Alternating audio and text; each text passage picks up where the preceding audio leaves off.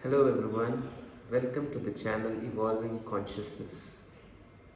This channel is all about developing your own consciousness, and if you really want to understand what consciousness means, it is basically the way you perceive reality. It's basically the way you view the world, it's basically the way you view every dimension of this reality, which is including your own self. And what is the need for evolving our consciousness?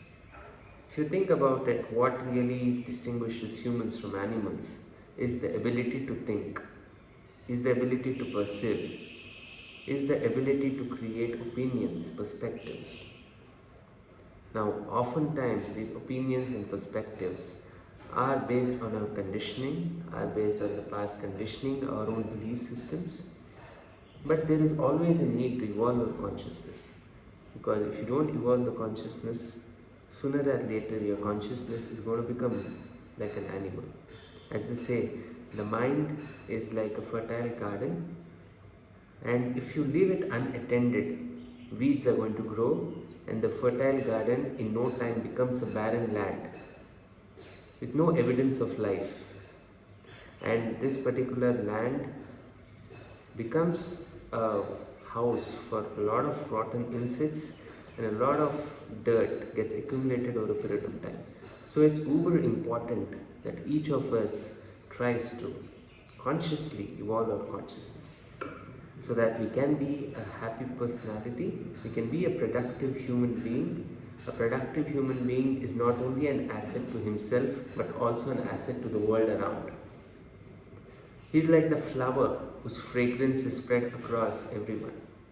Without him consciously doing anything about it, it becomes a natural response. Coming to today's topic. This is a word which is used a lot in self-help literature, and I'm sure you would also have heard of it. The term is solitude. Solitude essentially means having the space, having that feeling of silence from within. In a very layman terms, it can be called the me time, that personal time which each of us needs to give to ourselves if we want to have a very peaceful and a productive life. In today's world, in today's scenario of rat race, wherein everyone is striving towards getting something, and in the hope of a belief that if they achieve a certain milestone in their life, be it in the space of their career front or a relationship, they will be happy. We really need to investigate this whole belief that if I achieve so and so things in my life, if I acquire so and so things in my life, I'm going to be happy, right? Now, this is not to say that we shouldn't strive for things. I think striving for things is a very essential part of human beings, and there's nothing against that. But what essentially I'm trying to drive your attention towards is, in the process of striving towards something, we forget the very reason we are striving for it. We have the wrong reasons for striving for something. If the reason for us striving for something is happiness, we reach that milestone and we realize that after a point of time, that particular achievement, that particular milestone stops giving us happiness. So what does this mean? Does it mean that happiness keeps jumping from one goalpost to another? Or does it mean that there is something intrinsically wrong about this belief system which we have? Now, when we talk about solitude, it's not necessarily meditation. Most of us equate solitude with meditation. Meditation is something which gives us that space and the time which we need with ourselves. But solitude is not necessarily meditation. Solitude can be just walking around all alone, but experiencing a deep sense of calm, becoming more aware of what you are thinking, feeling, and believing. Because the more you are aware of your thoughts, the more you are aware of the kind of behaviors and habits you are unconsciously showcasing or you are unconsciously practicing, the more you can build a relationship with your own self, because this is something which is very important to understand. The relationships which we have with anything, right? Now, not necessarily when I say relationships, I mean human beings, right? It can also be your relationship with your work, it can also be a relationship with your money. Relationship essentially means what is your relation with anything or any person. And it is said that a relationship with anything or any person is essentially a relationship you have with yourself, is a reflection of the relationship you have with yourself. So it is very important that we, each one of us, strives to build a very strong relationship with our own self. Now, for someone who's hearing it for the first time, this might seem very unusual and unconventional. What does building a relationship with our own self mean? It means that we really understand and we are fully aware and conscious of the kind of person we are, and we always need to understand what is our value systems, what are our belief systems, rather than just assuming the social conditioning. Because let's not forget that from the time we were born to the time we are now, we are heavily influenced by the social structures, by the social belief systems, and we feel whatever we have seen in the world, the way the people think, the way the people perceive, if we agree, if we think in that way, that is socially acceptable. But we really need to analyze and question these belief systems, because there are instances where these belief systems fail miserably. One belief system is about happiness, right? That when we achieve so and so, we can be very happy. If that was the case, the world's biggest millionaires and billionaires would be the most happy people. But unfortunately, that's not the case. I should say, fortunately, that's not the case. It was studied that the world's happiest man is a person called Matthew Richards, and Matthew Richards is not a CEO of a multinational company in the Forbes magazine. Matthew Richards is a Buddhist monk. So, what does this mean? Does happiness have anything to do with material success? Or happiness is something way beyond, something which is an outcome of a deep realization. A deep realization that happiness is something which springs from within and it is not based on the external circumstances. Now, this kind of knowledge is something which is very good to hear, but if you really want to experience this knowledge, solitude is one tool which each of us can use, no matter what level of spiritual awareness you are in. Solitude is one such practice which each of us can practice to experience this truth. And most of us are so conditioned to being engaged in some other thing, be it the social media or being reckless gossiping, that we don't feel the need to be quiet and we feel uncomfortable being quiet. Now, the reason why people feel uncomfortable being in solitude is there's a lot of garbage which is already there in the mind.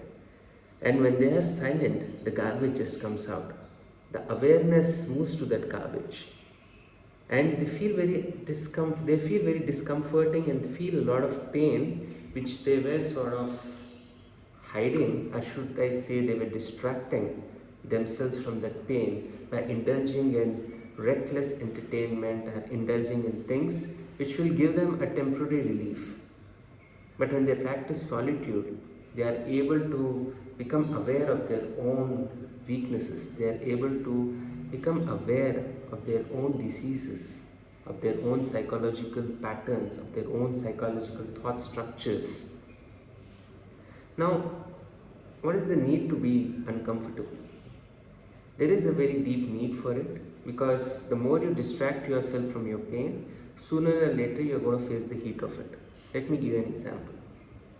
Suppose somebody is holding a deep resentment or a deep regret towards someone, but just to avoid it, he engages himself in some other entertaining activity. But he doesn't realize that in each of his behaviors, subconsciously, the resentment is affecting each of his choices. For example, let's say a person was rejected in his childhood due to multiple reasons. Now that feeling of rejection is fed into his subconscious. Now this feeling of rejection is going to penetrate into every dimension of his life, be it his education, be it his career space, be it his relationships. He's always going to feel underconfident. He's not going to strive to the extent he needs to strive because he was rejected in his childhood due to n number of reasons. And that has been registered in his subconscious mind. So the only thoughts, the only behaviors he feels comfortable to engage in are those which are resonating with that belief system of rejection. So he'll never make the move. He'll never make that extra mile. He'll never take that extra mile which is necessary for him to achieve a certain milestone. Because he already knows deep down that even if he puts that extra effort, he's going to be rejected. That belief has solidified so much into his subconscious that he is unable to break free from it. And unfortunately, the sad part is most of us are not even conscious of these belief systems. And this is the reason why practicing solitude is such an indispensable requirement. And there might be times when you practice solitude and you really feel it discomforting. So when you feel discomforting, it gives you more evidence and more reason to practice solitude, because the more discomforting and the more sort of annoying you feel when you practice solitude, that essentially is a sign that the more you need it. Because there is a lot of garbage which you have allowed into your conscious and subconscious mind, and that needs immediate attention. And if you don't cater to it, if you don't clean it, sooner or later it's going to impede every dimension of your life, and we are going to blame the stars, we are going to blame outside world for it, not realizing that there were certain wounds of our childhood, certain belief systems which we ourselves created. Sure, the stimuli can be from outside, but these belief systems were created by us own. The only reason being that we were not conscious of it, the only reason being that we took it very lightly. It became a part of our subconscious, and we didn't even know what's happening, what's wrong in my behavior, and what's wrong in the way I'm perceiving reality. And solitude is not a philosophical practice. Solitude is something which has tangible scientific benefits to it. One very propelling and a very scientifically backed evidence is it gives you a clear frame of mind. It gives you a chance to reflect upon, introspect upon what are your possible strengths and weaknesses, and this is the opportunity to change. This will give you tremendous potential to calibrate your own life and make more conscious choices. And the more conscious you become of your choices, you are going to evolve your own mindset, or in better words, evolve your own consciousness. So solitude can be anything, ranging from just sitting alone in a room, journaling. Meditating is also one manifestation of solitude, but it's definitely not the only one. Reading a book, creating a space for your own self, thinking, reflecting upon your own life, what are the places you need to work on, what are the things you did well on, because it's not going to be the case that you've only been a failure. There are going to be places where you excel at things. It's good to be grateful for those, it's good to appreciate yourself for it. Solitude is basically having a conversation with yourself, building that relationship with yourself. Because let's remember, we have heard since time immemorial that to build a strong relationship, communication is very essential. Now, communication is essential also with ourselves. Communication is also very important to build a relationship with our own selves. So let's have that dialogue. Let's create the space between the thoughts so that we have a more clear and a focused approach towards life. And we are not stuck in the traffic jam of thoughts. Instead, we take some time to reflect, and we are able to drive more safely in this destination, in this journey called life. With that, I hope this video gave you more perspective and more reasons to practice solitude, and hopefully gives you an avenue to evolve your own consciousness. Thank you.